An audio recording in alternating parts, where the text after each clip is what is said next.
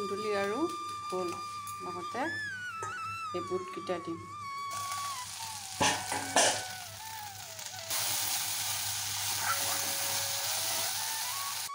আৰু এয়া চাওক এইবিলাক আছে পিনটো, এইবিলাক চাফা কৰিম বাৰু। তাৰ আগতে এই বস্তুটো আপোনালোকৰ লগত শ্বেয়াৰ কৰিব খুজিছোঁ। এইটো হ'ল কচু, লগে এইবিলাক চাফা কৰি দিম আৰু। হাই এভৰিৱান, কি খবৰ? আজি বুধবাৰ 28 আগষ্ট। গতিকে আজি ৰাতিপুৱাৰ পৰাই মোৰ ব্লগটো আৰম্ভ কৰিবলৈ চেষ্টা কৰিছোঁ। আপোনালোকে চাব বুলি আশা কৰিছোঁ। আজি মই ঘৰত যাওঁ বুলি কৈ আছোঁ। আমাৰ নিজা ঘৰত যাবলৈ বৰ মন গৈ আছে, কিয় বা নাজানো, বহুত বেছিকৈ মোৰ মনটো গৈ আছে। যাবৰ কাৰণে ধৰোঁ নাজানো, আন্ধাৰ হৈ থাকে বহুত সিফালে হ'লে। তাৰপিছত চাকি দিলোঁ। তাৰপিছত আজি গ্ৰীণ ভেজিটেবল খাব লাগে, সেইকাৰণে আজি কিবাকিবি অলপ গ্ৰীণে বনাব চেষ্টা কৰিছোঁ। আজি দাইল নবনাওঁ, ধুন্দুলি আৰু আলু বুটেদি এনেকুৱাকৈ এখন থপথপীয়া বনাম।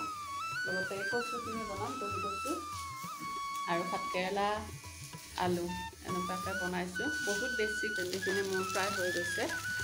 আৰু চাই থাকিব মোৰ আজিৰ ব্লগটো। ভাল লাগিলে লাইক কমেণ্ট কৰিব। আৰু মই আমাৰ মন্দিৰটো একবাৰ শ্বেয়াৰ কৰোঁ, চাওকচোন বাৰু। চাওক, আপোনালোক সকলোলৈকে মন্দিৰৰ প্ৰভুৱে যাতে ব্লেছিং কৰে, তাকে কামনা কৰিলোঁ। চাওক, পিঁয়াজ দিলোঁ আৰু লগতে এইকেইটা মিঠি গুটি।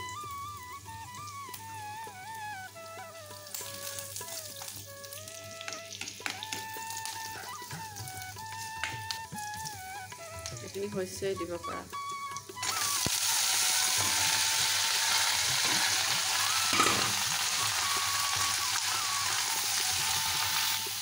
বুটকেইটা দি দিলোঁ।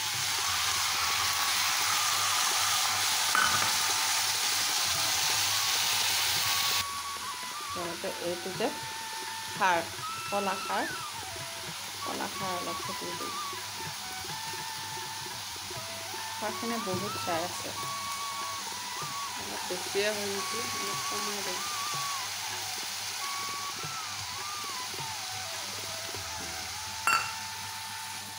আৰু এয়া নিমখ হালধিখিনি দি দিলোঁ আৰু একেলগে অলপমান পানীও দিম। আৰু অলপ পানী দিম, কিন্তু এইখিনি সিজিবৰ কাৰণে পানী দি দিছোঁ। আৰু এইফালে এইখিনি হ'ল জিৰা গুড়ি।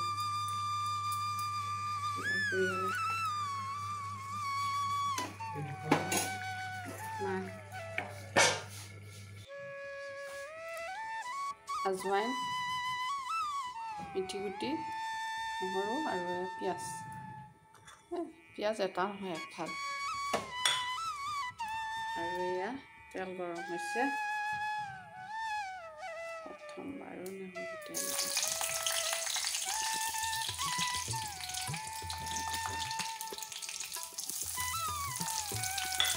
একেলগে দি দিলোঁ।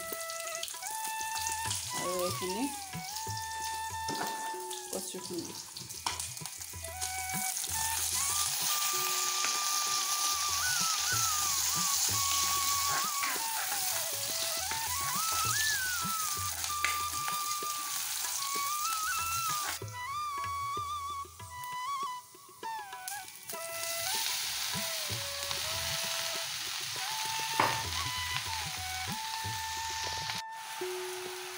আৰু এয়া নিমখ হালধি দিলোঁ।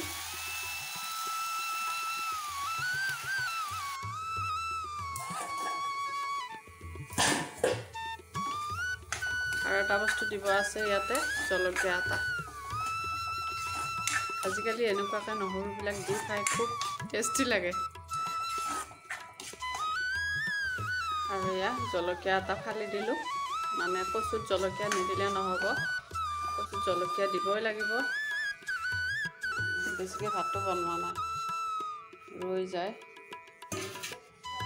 আৰু এইখিনি হ'ল আমাৰ আঞ্জা, খাৰৰ আঞ্জা, ধুন্দুলি, আলু আৰু বুট।